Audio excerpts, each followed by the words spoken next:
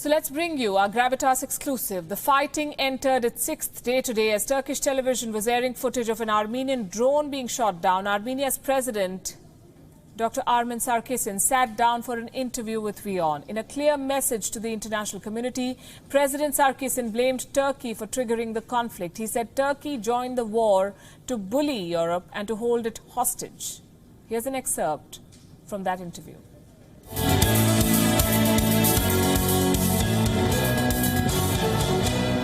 President Sarkisyan, I interviewed you in Armenia, in Yerevan in 2018. It's very good to have you back on WION, sir. So it's very good to see and hear you. And I'm looking forward for our discussion. Yes, it's been almost a week. The hostilities are not ending. Are Armenia and Azerbaijan heading for an all-out war, according to you? This time, it's not only the state of Azerbaijan against the people of Nagorno-Karabakh with an aim to do an ethnic cleansing, but this time Turkey has joined the war. And Turkey has joined the war by bringing within Azerbaijan their officers, their generals, their equipment, their drones, and even F-16 jet fighters. So the aim of this is ethnic cleansing, clean up the Nagorno-Karabakh from Armenians, no matter that these people were living there for thousands of years, no matter that there is a way to settle this through negotiations, and, as I said, Turkey is fully involved. So Turkey is involved now not only in Libya, not only in Syria, not only in Mediterranean, now here as well. The Turkish president has called Armenia the real threat to regional peace. How? Can anybody explain to me? He can call Armenia, the superpower. Does that make Armenia a superpower? How Armenia is a threat? If he can explain logically where is the threat to the region, where Armenia doesn't have any problem with anyone in the region, because it has perfect relations with our neighbor Georgia, excellent relations with Russia, very good relations with Iran. The only state that we don't have relations is Turkey, because Turkey doesn't even want to talk or recognize the genocide that happened 105 years ago. And the only problem there is the Nagorno-Karabakh, a small enclave of Armenians. But the Azeri side and the Turkish side that decided they want to get rid of it. But they can call Armenia a threat.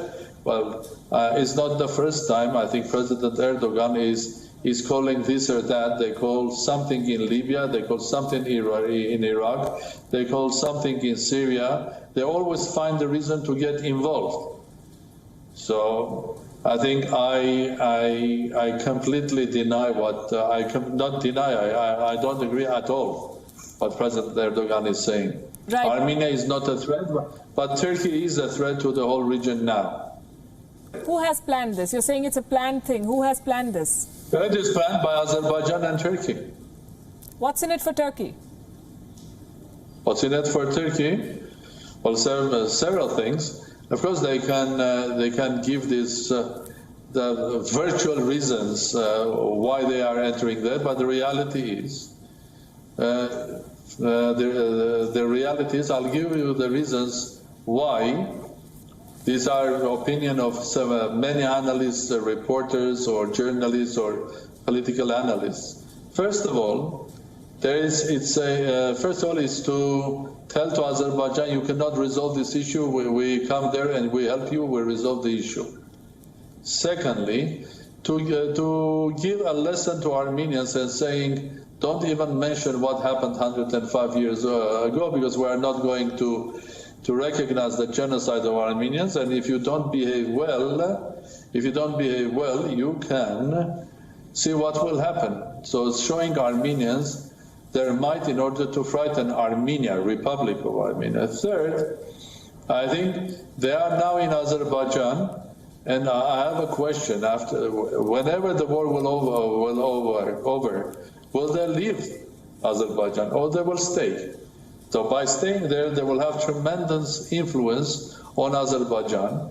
And by saying, oh, there is an Armenian threat, So we have to stay here. In reality, they will control the pipelines, oil and gas pipelines, going from Azerbaijan to the west, to Europe. And it's not only Azeri oil and gas, but it's also from Caspian, from Central Asia. So Turkey that didn't have their oil,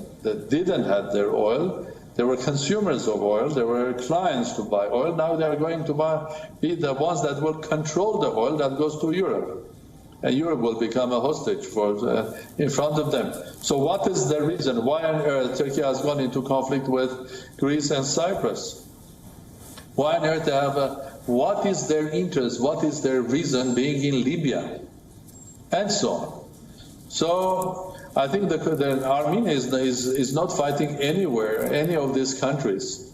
But Turkey is doing it. So for Turkey, indeed, this is also energy. This is control of Azerbaijan. It is also basically tomorrow they will start bullying Europe because they will control the energy pipelines and so on and so forth. So there is absolutely clear geopolitical gain that Turkey will have with this war. Azerbaijan's president, Ilham Aliyev, has said that his military would keep fighting until Armenian troops withdraw fully from Karabakh. Now, Armenian Prime Minister Nikol Pashinyan has also spoken, and I'm quoting from what he said. He said, it's not very appropriate to speak of negotiations at a time when intensive hostilities are on. To me, it sounds like a classic stalemate. Are both sides even interested in a resolution, sir? Well, what President Aliyev said is called classical ethnic cleansing. So we'll not stop until we'll kill every Armenian in that territory. It's called ethnic cleansing, cleaning up territory from people that lived there for thousands of years. That's clear for me. What my Prime Minister is saying, basically when there are people dying there, we have to do, in this specific case, 2 or 3 steps first. Step 1. Turkey has to withdraw. They are not a party of this conflict. They have to withdraw from this conflict. Because imagine if Turkey is involved, then third party, fourth party, the regional powers will start involving. We will get a mess. We'll get something which will be 10 times worse than Syria. So the solution is pretty clear. Turkey has to withdraw. The French President, Emmanuel Macron, seems to be backing Armenia. Russia has said that it is willing to host the foreign ministers of both sides. How hopeful are you with these efforts being made to resolve the conflict? Well, I'm always hopeful. If I would not be hopeful, why I'm sitting here as president, I'm hopeful, and I am the one that is, I want to work for the ceasefire. I want to work very hard, speaking to everybody. Well, I don't think that President Macron is supporting Armenia. The President Macron is supporting the reality, and the reality is Turkey doesn't have anything to do in this conflict.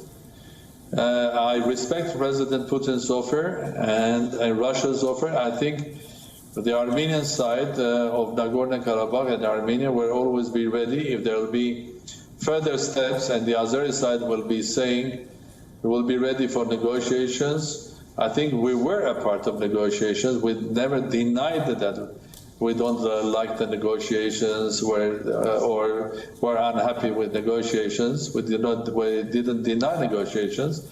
In fact, we were hoping that in a new format, these negotiations would continue. Negotiations are run from Armenian side, the Prime Minister of my government and the Foreign Minister. From Azeri side is their Foreign Minister and the President.